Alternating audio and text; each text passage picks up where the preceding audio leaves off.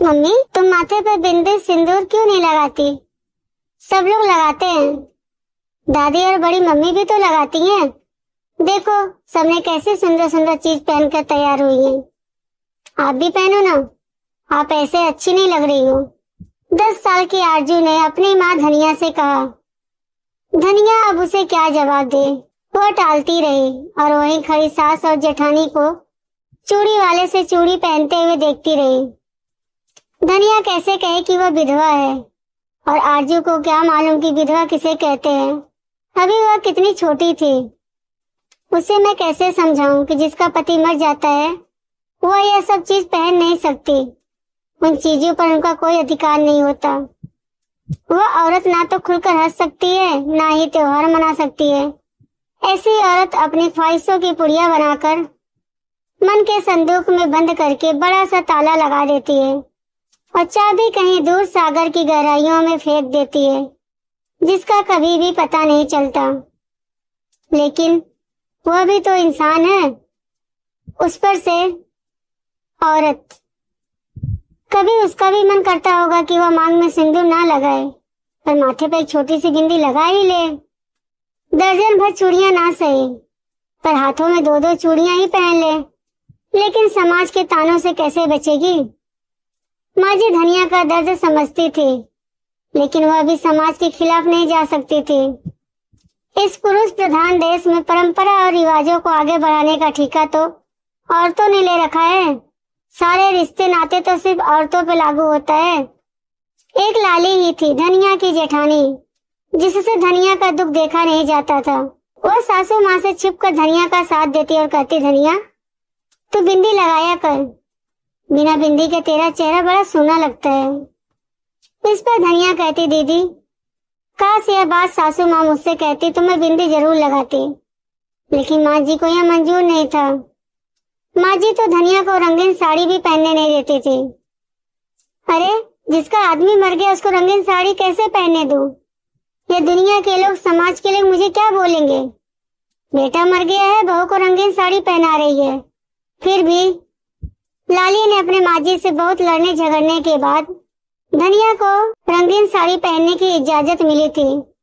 उतने में ही धनिया खुश थी, लेकिन लाली ने बहुत दूर की सोच रखी थी, जो ना माँ जी जानती थी ना खुद धनिया ही। दरअसल लाली तो धनिया की दूसरी शादी करवाने की सोच रही थी।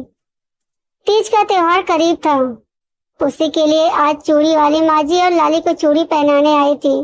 यह देखकर आरजू भी खुश थी, तो उसे भी प्यारी प्यारी लाल चूड़ियां पहना दी गई, जिन्हें पहनकर वह हाल के एक कोने में खड़ी अपनी माँ को दिखाने चली आई और मन में उठे सवाल भी पूछ लिए। लेकिन माँ के टालने के बाद वह दौड़कर चूड़ी वाली के पास जाकर बोली, काकी मेरी माँ को भी तो चूड़ी पहना दो। मासूम बच्ची की इस बात पर चूड़ी वाली आ भर कर रह गई। वह तो खुद यह दर्द सालों से झेल रही थी। उसके जवाब ना देने पर आरजू हार कर अपनी दादी से सवाल करने लगी, जिस पर दादी बिफर कर बोली, सुहाग का सामान नहीं पहन सकती तेरी माँ। पर क्यों दादी? तू नहीं समझेगी, तू अभी छोटी है। सब यही कहते हैं कि तू नहीं समझेगी, लेकिन स्कूल के मास्टर तो कहते हैं कि मैं पढ़ाई में बहुत होशियार हूँ। मैं हर बात जल्दी समझ जाती हूँ। इधर आ बिटिया, मैं बताती हूँ तुझे। यह सवाल तेरे समझ के बाहर का है। यह तो बड़ी क्लास के बच्चे ही समझ सकेंगे। तू अभी बहुत छोटी है बिटिया। जैसे जैसे तू बड़ी होगी तुझे यह सब समझ आ जाएगी। लाली ने आरजू को बहलाते हुए कहा, बड़ी माँ आप कह रही हैं तो ठीक ही कह रही होंगी। जा बिटिया, तू अपनी सहेलियों के साथ खेल। लाली ने आरजू को पुचकारते हुए कहा। आरजू अपनी चूड़ियों के साथ खेलती कूदती बाहर चली गई, लेकिन धनिया अपने कमरे में जाकर फूट फूट कर रोने लगी, मानो कल की ही बात हो, जब सहेलियों ने आकर धनिया को बताया था कि बारात आ गई है। इतना सुनते ही उसके रोम रोम में बिजली सी कौंध गई थी। धनिया, तेरा दूल्हा राजेंद्र देखने में बहुत सुंदर है। उसके आगे हमारे गांव के सभी लड़के पानी भरते नजर आ रहे हैं। ऐसा लड़का तुझे सचमुच कहीं नहीं मिलता। बहुत सुंदर है। धनिया की सहेलियां दूल्हे की तारीफ करते नहीं थक रही थी और धनिया शर्म से लाल हुई जा रही थी। और अपने भाग्य पर इतरा रही थी और बोली, अरे तो क्या मैं कम हूँ? मैं भी तो सुंदर हूँ, तो दूल्हा काहे नहीं होगा। चारों तरफ चहल पहल मची हुई थी। सभी बारातियों के स्वागत में लगे हुए थे। धनिया के ससुर दीनानाथ ने दहेज में एक गाय और 15,000 रुपए की डिमांड की थी, जो धनिया के पिता लालचंद खुशी खुशी देने को राजी हो गए थे। आखिरकार एक ही तो लड़की थी उनकी। उन्होंने एक जमीन बेच दी थी जो घर से बहुत दूर थी। लालचंद को बेटा नहीं था, इसलिए पटीदारों की नजर उनकी जमीन जायदाद पर थी। लालचंद ने सोचा कि बाद में ना जाने क्या होगा, अभी तो बेटे की शादी में जी भर खर्च कर देता हूँ। उनके मन मुताबिक रिश्ता भी मिल गया था। दीनानाथ सेना में सिपाही रह चुके थे। उनके पास 7 बीघा खेत था, छोटा परिवार था। बड़ा बेटा अनुज भी सेना में था। राजेंद्र भी बहुत मेहनती और सुशील लड़का था, जो शहर में कंप्यूटर बेचने की दुकान चलाता था। लालचंद को भरोसा था कि धनिया को अपने ससुराल में खाने पीने और पहनने की कोई कमी नहीं होगी। धनिया को खुशी खुशी विदा कर पति पत्नी 4 धाम की यात्रा पर निकल गए। इधर धनिया भी अपने ससुराल में धीरे धीरे रच बस गई। सास ससुर जेठ जेठानी सभी उसे बहुत प्यार दुलार दे रहे थे और वह भी सबको मान सम्मान देती थी, लोगों की सेवा करती थी। 1 साल बाद धनिया को प्यारी सी बेटी हुई। बिल्कुल रानी की तरह लगती थी वो, इसीलिए उसका नाम आरजू रख दिया गया। सभी उसे बहुत प्यार करते थे। राजेंद्र तो जान छिड़कता था उस पर। आरजू के आने से उसका परिवार पूरा हो गया था। सब कुछ ठीक ठाक चल रहा था, लेकिन रिश्तों का जामा तब बदला जब 3 साल बाद अचानक एक सड़क हादसे में राजेंद्र की मौत हो गई। हंसता खेलता परिवार दुख की आग में जल उठा। अब रिश्तों में पहले की तरह गर्माहट ना रही। सब लोग धनिया से कन्नी काटने लगे। माँ जी धनिया के प्रति सख्त हो चुकी थी और दोनों के बीच बातचीत तो ना के बराबर रह गई थी। बस एक लाली ही थी जो धनिया की परछाई बनी हुई थी। धनिया के माता पिता भी इस सदमे से उबर ना सके और 1-2 साल में एक एक कर उसे बीच मझधार में छोड़कर चले गए। लालचंद ने जो सोचा था आखिर वही हुआ। उनकी जमीन जायदाद पटीदारों ने हड़प ली। धनिया अपनी बेटी का चेहरा देखकर जिंदगी के दिन काट रही थी। राजेंद्र के जाने के बाद उसे समझ नहीं आ रहा था कि दिन रात इतने लंबे क्यों हो गए हैं। घर द्वार सब काटने को दौड़ता था। ऊपर से माँ जी की जली कटी बातें उसके जख्म को और हरा कर देती थी। खैर, वह भी अपना दुख गुस्सा किस पर निकालती। उन्होंने अपना बेटा खोया था, इसलिए उनकी कही गई बातों का धनिया कोई जवाब नहीं देती, बस चुपचाप सुन लेती। धनिया, धनिया दरवाजा खोलो। लाली की आवाज से धनिया उठ गई और उसने दरवाजा खोल दिया। यह क्या, तू फिर रोने लगी? मैंने कितनी बार कहा है कि तेरी आंखों में आंसू बिल्कुल नहीं आने चाहिए। मैं क्या करूं दीदी, यादें पीछा नहीं छोड़ती। आपको याद है ना, 3 साल पहले तीज के दिन राजेंद्र मेरे लिए खुद साड़ी और श्रृंगार का सामान लेके आए थे। मेरा सजना संवरना उन्हें कितना पसंद था। इतना कहकर धनिया फिर रोने लगी। मैं तेरा दुख समझ सकती हूँ छोटी, लेकिन अब हालात वैसे नहीं रहे। राजेंद्र लौटकर वापस नहीं आएगा, तू भी यह बात जानती है, बस मान नहीं पा रही। इस भंवर से बाहर निकल, अपने और आरजू के लिए सोच। कब तक ऐसे जीती रहेगी? अभी सारी उम्र पड़ी है तेरी, अकेले नहीं कटेगी। एक बात याद रख, चाहे तेरे लिए कोई हो या ना हो, पर तेरी यह दीदी मरते दम तक तेरा साथ देगी। लाली ने दिलासा देते हुए कहा। बस आपके सहारे ही जिंदा हूँ दीदी। मेरे लिए तो आप ही माँ, बाप, बहन, भाई सब कुछ है। आप नहीं होती तो ना जाने मैं क्या कर बैठती। एकदम चुप, अब ऐसी वैसी बात कोई नहीं करेगी। चल रसोई में मेरी मदद कर। आज मेरा भाई मनोज तीज का सामान लेकर आने वाला है और साथ ही माँ जी का भतीजा रोहित भी आ रहा है। लाली ने धनिया को याद दिलाते हुए कहा। आप चिंता मत करिए दीदी, मैं रसोई में सब संभाल लूंगी। इतना कहकर धनिया मेहमानों के लिए खाना बनाने लगे। तय समय पर मनोज और रोहित पहुंच गए। अभी वह लोग हाल में बैठकर लाली के सास ससुर से बातें कर रहे थे।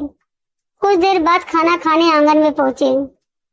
मनोज अपनी बहन लाली के साथ साथ धनिया के लिए भी साड़ी लाया था।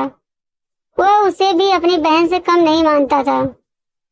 धनिया जैसे ही खाना परोसने आई, रोहित की आंखें उस पर टिक गई। वह धनिया को हवस भरी नजरों से देख रहा था। उसने मन ही मन ठान लिया था कि चाहे कुछ भी हो जाए, वह धनिया से ही शादी करेगा, जबकि धनिया पर उसकी नजर बहुत पहले से ही थी। धनिया भी रोहित के इरादे भाग गई थी। रोहित का चाल चलन ठीक नहीं था। 1 साल पहले ही उसकी पत्नी उसे छोड़कर चली गई थी। उसकी एक बेटी और एक बेटा था, लेकिन उसे जिम्मेदारी का बिल्कुल भी एहसास नहीं था। खाना खाने के बाद रोहित सीधा हॉल में गया और अपने बुआ के पास बैठ गया। बेटा, तुम्हारे बाल बच्चे कैसे हैं? उनकी देखभाल ठीक से हो रही है ना? ठीक ही है बुआ। कंचन के जाने बाद जिंदगी वीरान सी हो गई है। अब तो दुख सुख बांटने वाला भी कोई नहीं है। मुझसे तो अकेले घर गृहस्थी नहीं संभाली जा रही बुआ। घड़ियाली आंसू बहाते हुए रोहित अपना दुखड़ा रोने लगा। मैं तुम्हारा दुख समझती हूँ बेटा। एक बात कहूँ, तुम दूसरा ब्याह क्यों नहीं कर लेते? इससे तुम्हारी गृहस्थी पटरी पा जाएगी और बच्चों को भी माँ मिल जाएगी। बुआ की बात सुन झट से रोहित बोला, उसके लिए भी तो लड़की मिलनी चाहिए ना बुआ। मुझे तो कोई ऐसी समझदार लड़की चाहिए जो मेरी घर गृहस्थी के साथ साथ बच्चों की भी जिम्मेदारी उठाए, उन्हें कंचन जैसा प्यार दे। कहाँ मिलेगी ऐसी लड़की? हाँ, यह बात तो सही कही तूने। ऐसी कोई लड़की तेरी नजर में है तो बता। मेरी नजर में एक ऐसी लड़की तो है, रोहित बोला। कौन है बता, तुझे मैं तेरा रिश्ता लेकर उसे घर जाऊंगी। तुम बुरा तो नहीं मानोगी ना? रोहित ने सवाल किया। मैं क्यों बुरा? कहीं तेरा मतलब धनिया तो नहीं? सोचना भी मत उसके बारे में। धनिया की सास गुस्से से लाल हो गई। तूने सोचा कैसे कि तेरी शादी मैं अपनी बहू से करूंगी? अरे बुआ, तुम नाराज हो गई? पहले ठंडे दिमाग से मेरी बात तो सुनो। अगर तुम्हें मेरी बात गलत लगे तो 10 जूते मारकर भगा देना। फिर कभी भी मैं यहाँ मुंह दिखाने नहीं आऊंगा, तुम्हारी कसम बुआ। आज तो फूफा जी हैं तो धनिया के सिर पर तुम दोनों का हाथ है, लेकिन कल को तुम दोनों के ना रहने पर धनिया और राजू का क्या होगा? इस बारे में कभी सोचा है? तुम दोनों के जाने के बाद उनका क्या होगा? औरत को समाज में इज्जत से जीने के लिए पति की छत्र छाया की जरूरत होती है। यह बात तुम्हें भी पता है। अगर कल को कोई ऊंच नीच हो जाए तो क्या करोगी तुम? अगर धनिया मेरे घर की बहू बनकर आएगी तो आरजू की भी जिंदगी संवर जाएगी और घर की इज्जत घर में ही रह जाएगी। बोलो, अगर मैंने कोई गलत बात कही हो तो? रोहित अपनी बुआ को दुनियादारी की घुट्टी पिलाता गया और वह उसे गटकती गई। उस समय माजी रोहित की बात का कोई जवाब नहीं दे पाई। शाम को मनोज और रोहित दोनों चले गए। जाते जाते रोहित अपनी बुआ से कह गया कि वह इस बारे में सोचे और आराम से बताए। मैं इंतजार करूंगा। मैंने तो सोचा ही नहीं था मेरे बाद धनिया और आरजू का क्या होगा। देरानी और जेठानी में कब बनी है? आज नहीं तो कल अलग हो ही जाएंगी। फिर दूसरे घर तो मैं कभी ब्याह ना करूं। रोहित अपना है, उसने जो भी बात कही वह बिल्कुल सही कही और उसकी पत्नी भी तो गुजर गई है। दोनों को एक दूसरे का सहारा मिल जाएगा। मेरे दिमाग में पहले यह ख्याल क्यों नहीं आया? आज रोहित ने मेरी आंखें खोल दी है। माँ जी यही सोचती रही। रोहित की बात सुनकर माँ जी चिंता में पड़ गई। नींद आंखों से कोसों दूर चली गई थी। वे रात भर करवट बदलती रही और धनिया के बारे में सोचती रही। इधर धनिया रोहित की हवस भरी नजरों को पहचान चुकी थी। उसने इस बारे में लाली को बताया। लाली रोहित को अच्छे से जानती थी। रोहित ने कई बार लाली के साथ भी छेड़खानी की थी। जब एक बार लाली ने माजी से इस बारे में बोली तब माजी ने उसे डांट दिया था, क्योंकि उनकी नजरों में रोहित अपनी छवि बहुत अच्छी बना रखी थी, माजी का लाडला जो था। लाली ने फिर इस बात का जिक्र किसी से नहीं किया, यहाँ तक कि अपने पति से भी नहीं। लेकिन अब वह रोहित से बिल्कुल नहीं डरती थी। एक दो बार मजाक मजाक में ही लाली ने उसके कान को बहुत जोरों से मसले थे। तब से वह लाली से नहीं उलझता था। लाली ने कहा, जब तक मैं हूं तब तक तुझे चिंता करने की जरूरत नहीं है। मैं तेरे साथ हूँ और तेरी ढाल बनकर खड़ी हूँ। तुझे डरने की जरूरत नहीं है। अगले दिन माँ जी ने इस बारे में अपने पति से बात की। उन्होंने भी इस प्रस्ताव के लिए हामी भर दी। अब बारी धनिया से इस बारे में बात करने की थी। माँ जी जानती थी कि धनिया लाली की कही गई कोई बात नहीं टालती, इसलिए वह पहले लाली को अपने पाले में लेने लगी। लाली इधर आ बहू, तुझसे कुछ जरूरी बात करनी है। लाली आटा गूंथ रही थी। जल्दी से हाथ धोकर वह आई और बोली, क्या बात है माँ जी? धनिया के बारे में तुझसे बात करनी है। बैठ यहाँ। देख, अब मेरी और तेरे ससुर की तबीयत ठीक नहीं रहती। अब हमारी उम्र हो रही है और ना जाने कब सासों की यह लड़ी टूट जाए, इसलिए हम अपने जीते जी धनिया का दूसरा ब्याह कर देना चाहते हैं। जिस बात के लिए माँ जी खिलाफ थी, आज वही बात उनके मुंह से सुनकर लाली दंग रह गई। एक बार उसने इस बारे में माँ जी से बात करनी चाहिए थी, तब उन्होंने उसे बहुत खरी खोटी सुनाई थी।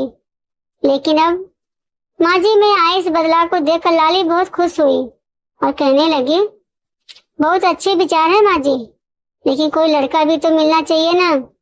लड़का मिल गया है, तभी तो तुझसे इस बारे में बात कर रही हूँ। अब बस धनिया तैयार हो जाए। कौन है वह? अपना रोहित। भला उससे अच्छा लड़का धनिया को और कहाँ मिलेगा? और तो और ब्याह होकर कहीं दूर ना जाकर अपने घर में ही रहेगी। रोहित का नाम सुनते ही लाली के होश उड़ गए। वह समझ गई कि कल रोहित ने माँ जी को बरगलाया है। माँ जी, अगर आप रोहित के बदले किसी और का नाम लेती तो मैं एक बार सोचती, लेकिन रोहित से धनिया की शादी तो बिल्कुल नहीं होने दूंगी। ऐसे क्या बुराई है उसमें जो तू उसका नाम भी नहीं सुनना चाहती है? मैं पहले भी आपको उसकी करतूत बता चुकी हूँ, लेकिन आपने कभी मेरी बात नहीं सुनी। अब वह बदल चुका है बहू, उसके भी बाल बच्चे हैं। सबसे बड़ी बात यह है कि धनिया अपने ही घर में रहेगी। मुझे नहीं लगता, ना ही मुझे उस पर रत्ती भर भरोसा है। ठीक है, अगर तू धनिया से बात नहीं करेगी तो मैं खुद कर लूंगी और वह मेरी बात कभी नहीं टालेगी। धनिया बहू। धनिया अपने नाम के साथ बहू सब सुनते ही चौंक पड़ी, क्योंकि राजेंद्र के जाने के बाद माँ जी ने उसे कभी बहू कहकर नहीं बुलाया था। जी माँ जी, धनिया ने कहा, मुझे तुझसे बहुत जरूरी बात करनी है। हाँ कहिए ना। मैं रोहित के साथ तेरा दूसरा ब्याह कराना चाहती हूँ। आखिर कब तक जिंदा रहेंगे हम दोनों? तेरे बारे में तो सोचना होगा। बिना कोई लाग लपेट के माँ जी ने अपनी बात कर डाली। आखिर धनिया का डर सच में बदल गया। उसने बड़ी मजबूती से कहा, मुझे पता है कि आपको मेरी और आरजू की चिंता लगी रहती है, लेकिन मैं रोहित तो क्या किसी से भी शादी नहीं कर सकती। दोबारा घर बसाना क्या इतना आसान होता है? किसी अनजान को पति के रूप में स्वीकार करना इतना आसान होता है, जबकि पति की छवि दिल में बसी हो? नहीं, मेरे लिए तो बिल्कुल नहीं। मैंने सिर्फ राजेंद्र जी से प्यार किया है और इस जन्म में मैं सिर्फ राजेंद्र जी की पत्नी कहलाना पसंद करूंगी। आप लोग मेरा परिवार है। मैं आप लोगों को छोड़कर भला कैसे जा सकती हूँ? मेरा मकसद सिर्फ आरजू को पढ़ा लिखा कर उसका भविष्य संवारना है और मुझे कुछ नहीं चाहिए। धनिया बोली, माना मैं तुम्हारे प्रति हमेशा सख्त रही हूँ, लेकिन तुम्हारे भले के लिए यह दुनिया और यह समाज हमें जीने नहीं देते बहू। क्या भरोसा कल को लाली भी तुम्हारा साथ ना दे। समय बदलते देर नहीं लगती, इसलिए मैं जीते जी तुम दोनों का भविष्य सुरक्षित कर देना चाहती हूँ। माँ जी बोली, दुनिया का क्या है माँ जी, वह तो अच्छे को भी बुरा कह देती है। क्या पता कल को रोहित से भी मेरी ना निभे, या जितनी खुश और सुरक्षित मैं यहाँ महसूस करती हूँ वहाँ ना कर सकूं। रही बात लाली दीदी की, तो उन पर मुझे सबसे ज्यादा भरोसा है। मुझे सिर्फ आपका प्यार और साथ चाहिए। आप मुझसे बात कीजिए, पराया मत समझिए। मैं मानती हूँ कि आपने अपना बेटा खोया है, मैंने भी तो अपना सब कुछ खो दिया है। मेरी जैसी ना जाने कितनी औरतें हैं जो परिवार से मदद ना मिलने के चलते जिंदगी भर तकलीफ उठाती हैं, और जिनका फायदा रोहित जैसे लोग उठाते हैं। धनिया बोली, बस कर, बहुत बड़ी भूल हो गई मुझसे, जो तेरे साथ परायों जैसा बर्ताव किया। आज से लाली ही नहीं, तेरी माँ जी भी तेरे साथ है। धनिया के दिल में अपने परिवार और बेटे के लिए इतना प्यार और सम्मान देखकर माँ जी मोम की तरह पिघल गई। माँ जी ने आज धनिया को बहू से बेटी बना लिया था। धनिया बच्चों की तरह उनसे लिपट कर रोने लगी। आज पूरा परिवार खुशी से झूम उठा।